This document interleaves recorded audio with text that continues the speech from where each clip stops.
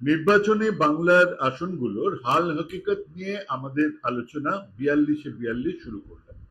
আমি অনিকেত চট্টোপাধ্যায়। আগের বিভিন্ন হিসেব, লোকসভার ভোট, বিধানসভার ভোট, পঞ্চায়েতের ভোট, মিউনিসিপ্যালিটির ভোট আর এলাকার সংগঠনের নিরিখে আমরা একটা প্রবণতা দেবার চেষ্টা করছি। আজ বোলপুর আর বীরভূম। বাম জামানার একটা রীতি বা চল ছিল, তা হলো বছরের পর বছর একই আসনে একই সাংসদকে রেখে দেওয়া।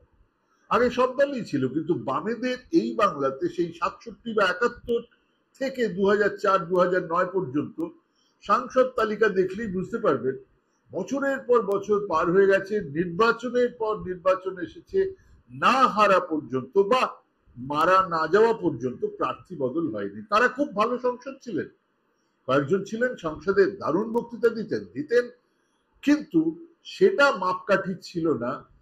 বহু বাম বা সিপিএম সাংসদদের লোকসভার পারফরমেন্স দেখলেই বোঝা যাবে তাদের জন্য বরাদ্দ বাংলো দলের বিভিন্ন শাখার কেন্দ্রীয় কার্যালয় হতো, তাদের জন্য বরাদ্দ সহকারীরা সেখানে সেই কার্যালয় সামলাতেন।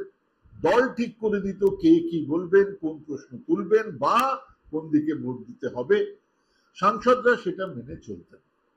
পরে সাংসদ কোটাতে প্রচুর টাকা আসতে শুরু করলো, তখনও দল থেকেই সেই ব্যয় বরাদ্দ কিভাবে খরচ হবে তা ঠিক করে দেওয়া হতো।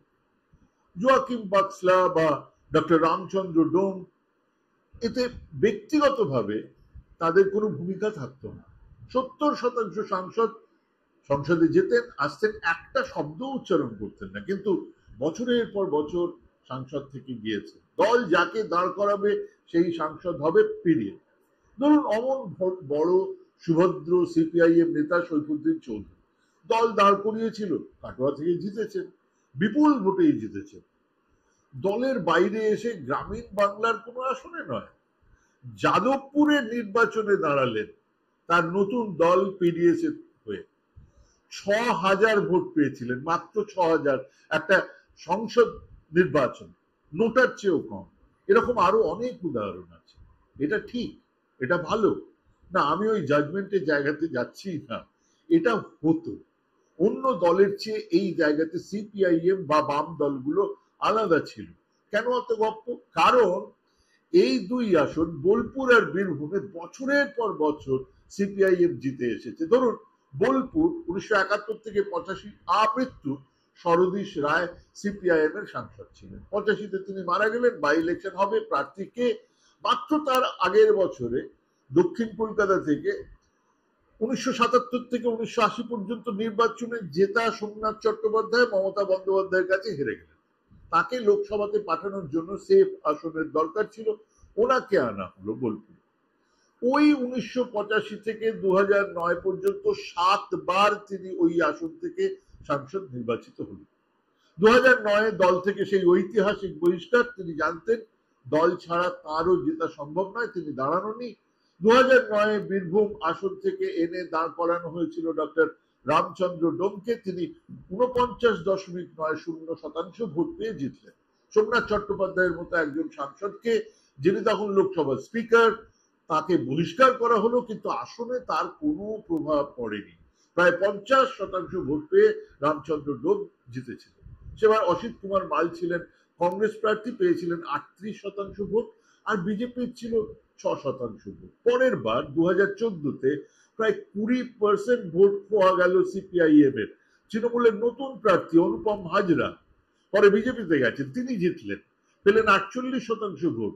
সিপিআইএম প্রার্থী ডক্টর রামচন্দ্র ডোম পেলেন 33% ভোট, আর বিজেপির ভোট বাড়লো, পেল 15% ভোট।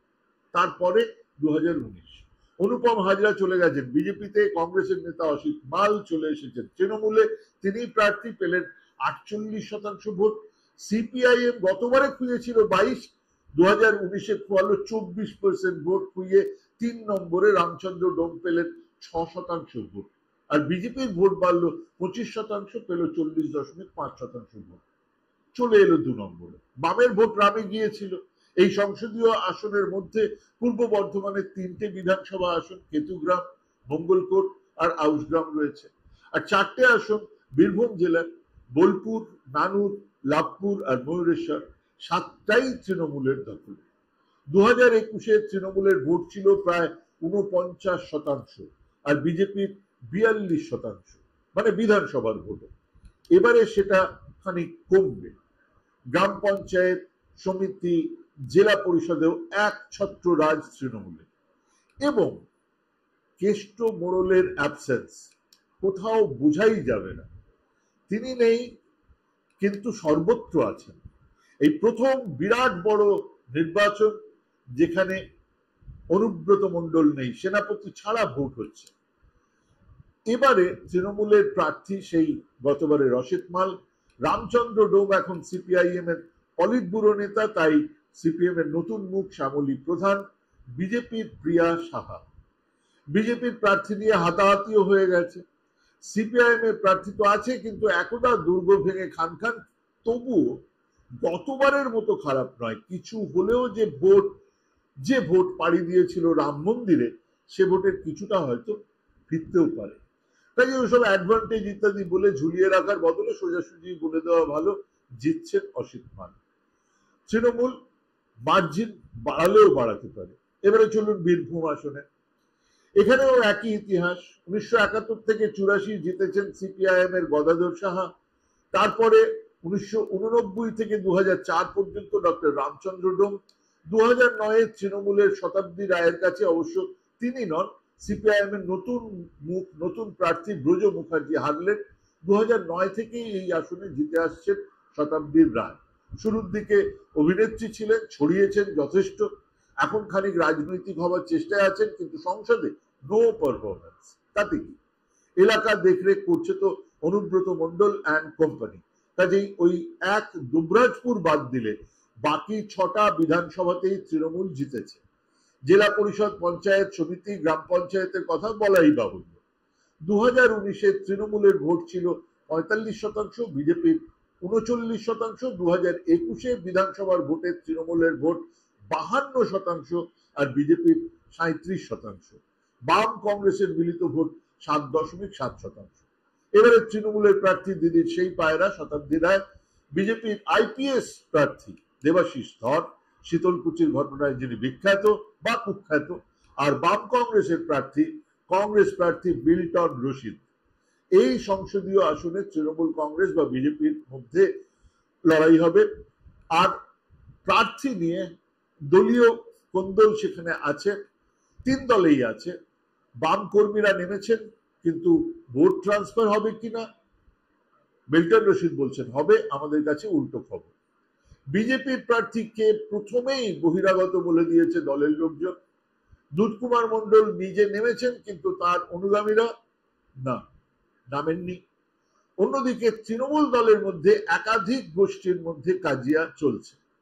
কিন্তু এত কিছুর পরেও দল এবং প্রার্থী হিসেবে বীরভূম আসনে তৃণমূল এগিয়ে। অনায়াসে অ্যাডভান্টেজ তৃণমূল বলাই যায়। নমস্কার।